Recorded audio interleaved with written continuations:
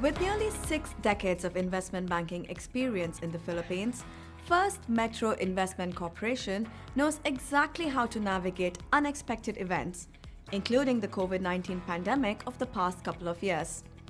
As the investment banking arm of Metrobank and as a prime mover in the development of the Philippine capital markets, First Metro uses its in-depth understanding of markets to find smart solutions for its clients. That is why it won the Asia Money Award for Best Securities House in the Philippines in 2022. Much of the hard work behind the scenes is spearheaded by 3 people. Jose Patricio Dumlao, who is First Metro's president, working with Daniel Camacho, Executive Vice President and Head of Investment Banking, and Peter Anthony Bautista, First Vice President and Head of Sales and Distribution. Together, they ensure that First Metro offers a complete suite of services to its clients. This spans everything from debt and equity underwriting and financial advisory to government and corporate securities brokering, equity brokering, and asset management. First Metro's underwriting strength is complemented by its ability to distribute widely, not only to its corporate and institutional clients, but also to its retail clients. When it comes to its retail reach, First Metro leverages the strength of the branch network of Metrobank and the growing clientele of its online brokering arm, First Metro Securities.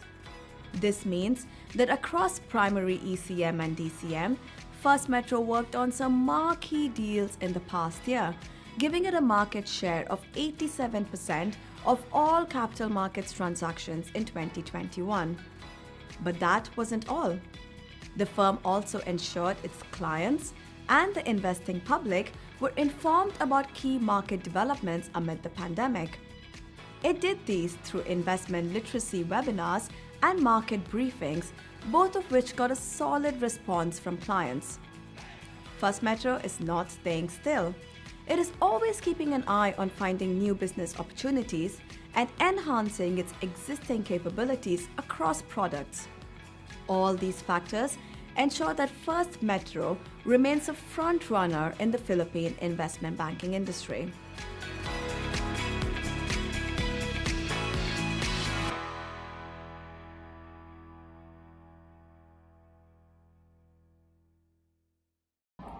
Good day everyone. Today we're going to take a deep dive into the world of finance and explore the significant role of First Metro Investment Corporation. We'll be examining their history, financial performance, competitive landscape, and future prospects. Get ready for an insightful journey into the investment world. Hello everyone.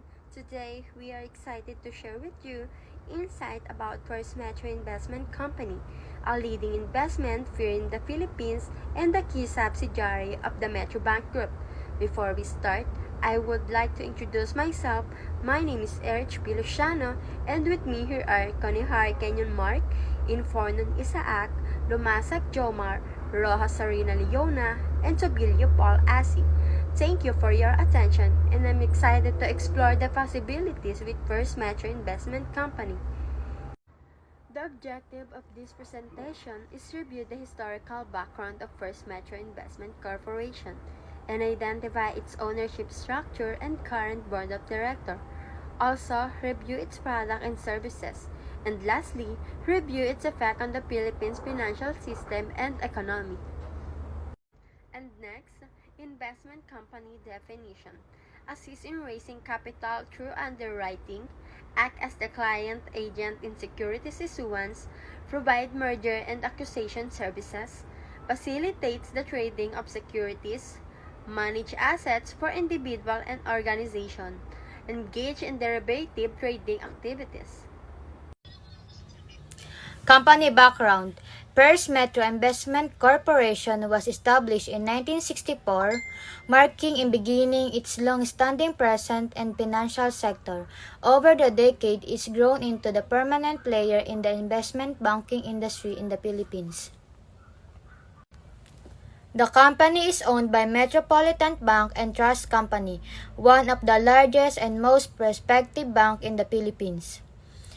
This ownership provides First Metro with the strong financial backing and strategic support, enhancing its credibility and stability. First Metro is based in Makati City, the financial hub of the Philippines. This prime location places the company at the center of the country's financial activities, allowing it to be closely connected with the other major financial institutions and markets. The company specializes in offering a wide range of investment banking services. These services include underwriting, mergers and acquisition, financial advisory, and more, catering to both corporation clients and individual investors. First Metro provide asset management solution, helping clients manage and grow their wealth through various investment products and strategies. These solutions are designed to meet the diverse financial goals of its clients, from capital preservation to health accumulation. Firm history: March 2018, launched new investment product, diversifying its offering and meeting evolving market demands. June 2019, expanded its asset management services to offer a broader range of financial products. April 2020, the firm adopted remote work, demonstrating adaptability during the global pandemic. September 2021, First Metro closed major deals, strengthening its market presence and reputation. February 2022, the company enhanced its digital platform to improve customer experience and operational efficiency. November 2023, First Metro received industry award recognizing its excellence and leadership in the financial sector. Vision: First Metro will be the premier Philippines investment bank at the forefront of the capital markets and a respected name in the Asian region.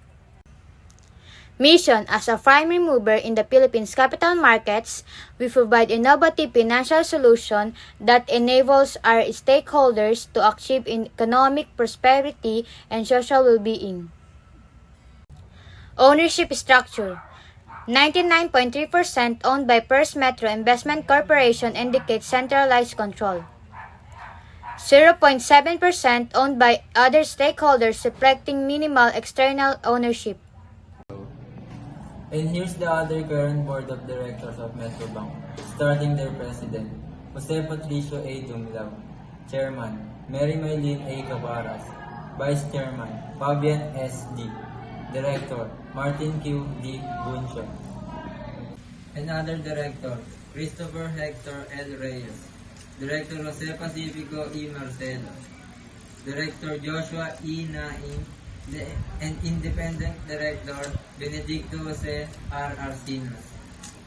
Mylene A. Caparas, Chairman, served as the Chairman and Executive Vice President of Metropolitan, Director of Oryx Metro from 2015 to 2020. She is Managing Director, Regional Head of Client Delivery, Treasurer of Trade Solution of Citibank, Hong Kong Branch from 2013 to 2014, Managing Director, Country Head of CTI, Transactional Services of Citibank, Manila Branch from 2011 to 2013. Mary Mylene A. Cabaras, served as Chairman that holds several positions at Deutsche Bank. Manila Branch including Director, Head of Corporate Banking Coverage and Global Transaction Banking, work at Credit Lioness of Manila Offshore Banking Unit from August to November 1995.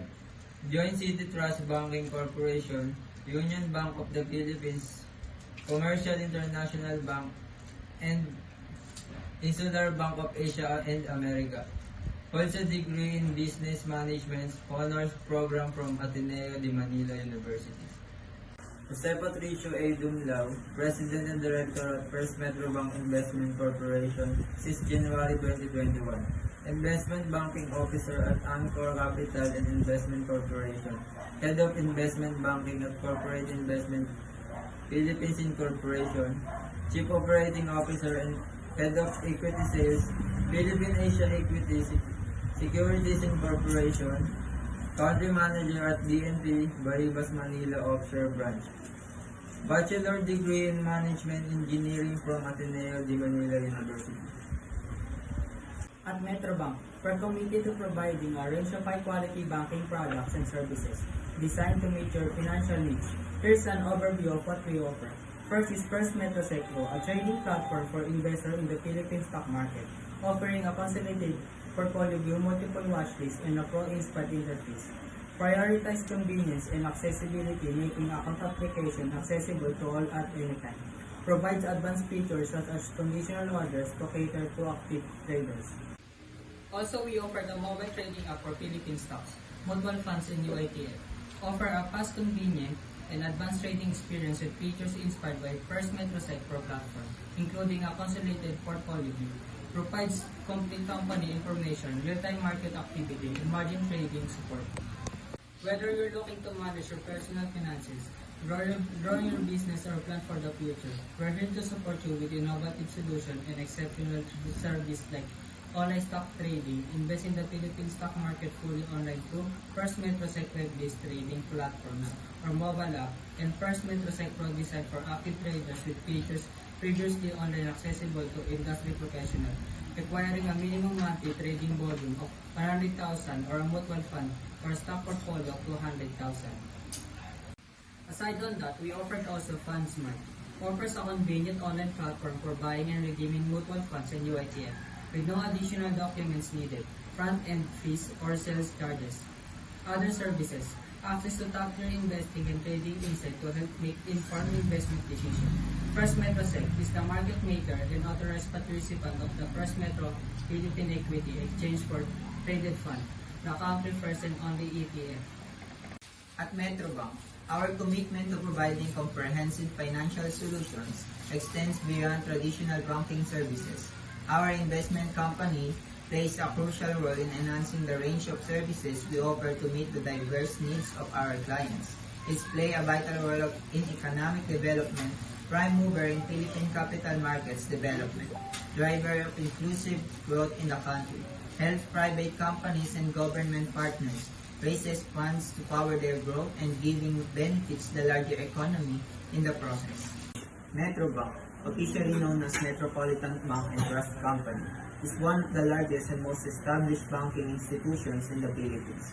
Its significant contributions to the Philippine economy can be highlighted across various dimensions.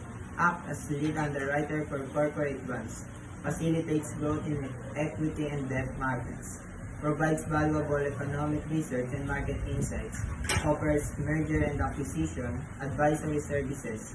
Metrobank's contributions to the Philippine economy are multifaceted, impacting economic growth, job creation, financial inclusion, and community development. Through its comprehensive range of services and commitment to corporate social responsibility, Metrobank plays a pivotal role in supporting and advancing the economic well-being of the Philippines. Metrobank has several significant effects on the Philippine financial system. Here's an overview of its impact. Philippine financial system pioneers financial services and underwriting, advisory, and securities trading. Enhances market liquidity, raising funds, and increasing investments opportunities. Finances infrastructure projects supporting key development initiatives in the Philippines. Improves market efficiency, deepening and optimizing financial market operations. Metrobank's influence on the Philippine financial system is extensive and multifaceted. Its contribution to financial stability, liquidity, innovation, market dynamics, financial inclusion, and corporate governance plays a crucial role in shaping the overall health and development of the financial sector. Metrobank, Metropolitan Bank and Trust Company, has significant impact on the Philippine economy across various dimensions. Here's an overview of effects. Philippine economy helps to improve the capital markets by offering underwriting, advisory, and asset management solutions and services. Supports infrastructure project and major corporation, contribute to economic growth and stability. Offers diverse investment products and promotes financial literacy and inclusion. A strong track record helps build investor confidence, attracting domestic, international investment. Metrobank's impact on the Philippine economy is profound and multifaceted. Its contribution to economic growth, job creation, financial inclusion, and community development play a crucial role in shaping the overall health and progress of the Philippine economy. Metrobank, Metropolitan Bank and Trust Company, has substantial impact on communities, the public, and government entities in the Philippines. Here's an updated look at these effects. Community, public, and government. Provides financial advisory and underwriting for government projects, aiding public sector development efficiency. Investment often fund community projects and infrastructure, improving local amenities and services. Engage in CSR activities that support educational, health, environmental programs, benefiting various communities. Metrobank's influence extend across communities, the public and the government sectors in the Philippines. By exchanging financial inclusion, supporting community development, contribute to economic growth, and adhering to economic standards. Metrobank plays a key role in balancing both local and national interests.